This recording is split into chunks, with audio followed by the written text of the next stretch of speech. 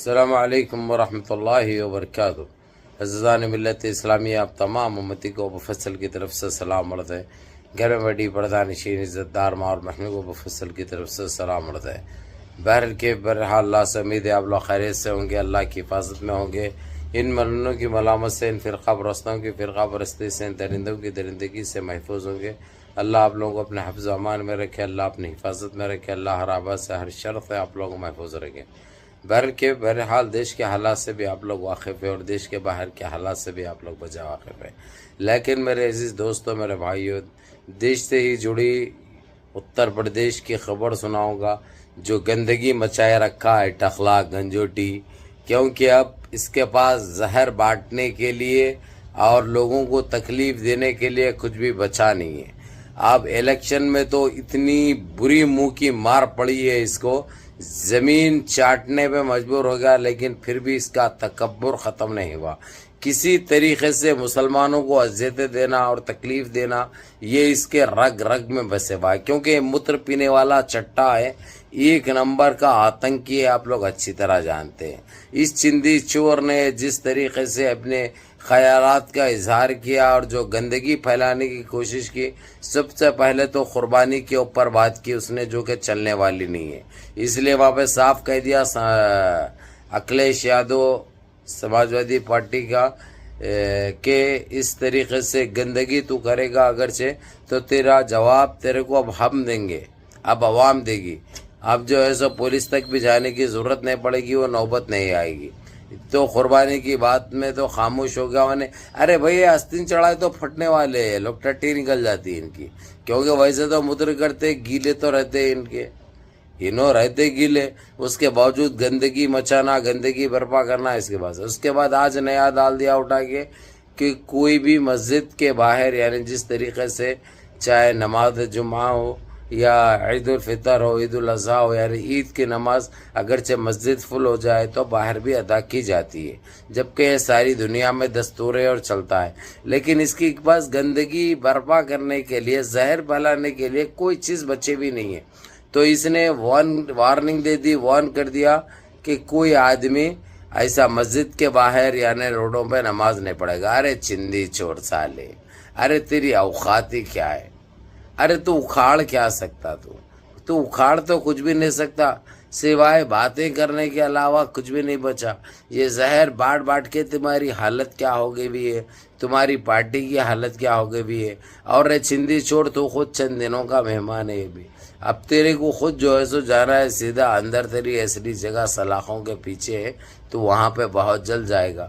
تیرے اتنے کیسز رہتے ہوئے بھی تیرے اوپر ہاتھ نہ ڈالنے کی وجہ تمہاری سرکار سینٹر میں ایک اس میں تھی، اس لیے جتنا ہو سکتا سپریم کورٹ کو ہو یا یہ گندگی پھیلا کر تم لوگ جان چھڑاتے رہے، جان بچاتے رہے، لیکن اب نہ جان چھٹے گی نہ جان بچے گی۔ تمہارے کو تو جو ہے سو پنجرے میں پھنسنا ہی پھنسنا ہے، پنجرے میں آنے آنا ہے۔ دوسرا راستہ تو تمہارا ایک ہے غٹر کا، جو کہ غٹر بھی لینے کے لیے تمہارے کو آمدہ نہیں ہے، کیونکہ تمہاری گندگی اتنی بڑھ چکی ہے کہ تم ہر طریقے سے اللہ کے قہر نازل ہوگا تمہارے اوپر، اور وہ قہر سے تم کیا تمہارے ساتھ پشتی بھی نہیں بچ سکتے۔ یہ ایک حقیقت ہے، یہ ایک سچائی ہے۔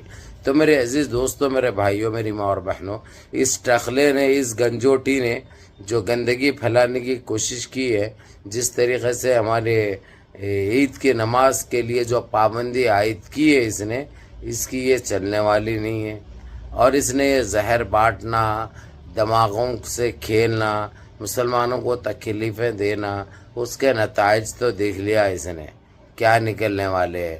اب انہیں تو چھوڑو جی، پردھان منتری خود جس طریقے سے گھٹنے ٹیک دیے ہوئے مسلمانوں کو لے کر، اس کے باوجود اس کی یہ گندگی جاری ہے، جبکہ سارے دیش میں یہ چیز نہیں ہے جہاں پہ مسجد بھر جانے کے بعد آپ نماز کہیں پہ بھی ادا کر سکتے ہیں۔ اس کے یہ بات کے اوپر بات کو لے کر آج کھٹکھٹائے سپریم کورٹ کا دروازہ، جو سپریم کورٹ ہو سکتا منڈے کے دن صبح میں یا کل شام تک جواب دے دے۔ جواب کیا؟ احکامات جاری کرے گا۔ ابھی اس کی کہیں چلنے والی نہیں ہے، کیونکہ یہ گندگی جس طریقے سے پھیلانے کے لیے بیٹھا ہے، اب پھیلا نہیں سکتا ہے انہیں۔ ارے پانی تک نہیں نہاتے بھائی، پانی تک نہیں نہاتے، لیکن گندگی پھیلانا، گندی باتیں کرنا، مسلمانوں کے بارے میں بولنا، جبکہ ان کی کوئی اوقات نہیں ہے، کوئی حیثیت نہیں ہے، نہ تو ان کا خد ہے، نہ تو انہیں صورت کے نہ سیرت کے، ان کی کوئی چیز نہیں ہے. انہوں ایک اترے ہوا لیڑا دکھتا نے پھنسے ہوا ویسی صورت لے لے کے جو ہے سو انہوں باتیں تو ہزار کرتے، جبکہ جو ہے سو ایسے ناپکاروں کے بھی بارے میں صورت کے اوپر بولنے کے احکامات نہیں ہے. اللہ معاف کرے، اللہ معاف کرے، بس اس گناہ کی معافی دے دے اللہ سبحانہ تعالیٰ. لیکن کیا کریں گے بھائی، نہ تو ان کو گالی دے سکتے، سمجھے.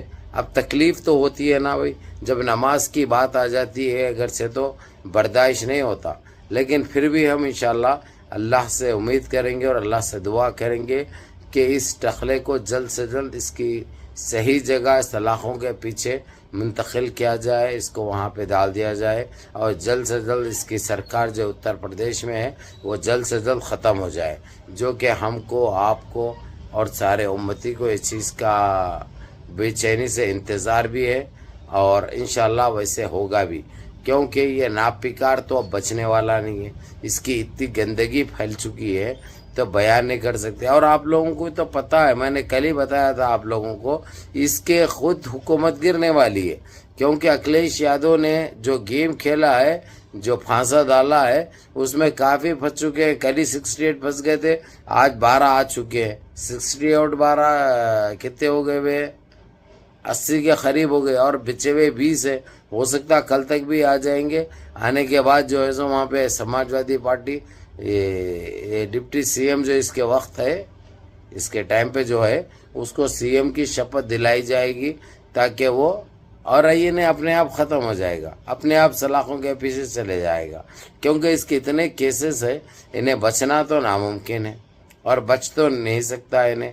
آپ لوگوں کو بھی پتہ ہے، یہ چیزوں کا اندازہ بھی ہے، کیونکہ سپریم کورٹ کے ساتھ بھی اس نے جو کھیل کھیلا ہے، اور سی آئی ڈی کے ساتھ بھی کھیل کھیلا ہے، سی بی آئی کے ساتھ بھی کھیل کھیلا ہے. یہ کوئی بھی اس کو چھوڑنے کے موڈ میں نہیں ہے بھائی. ہر ایک کو انتظار ہے انہیں اپنی کرسی سے کب اترتا اور کب اس کو دبوچا جائے، اس کو کب دبوچا جائے.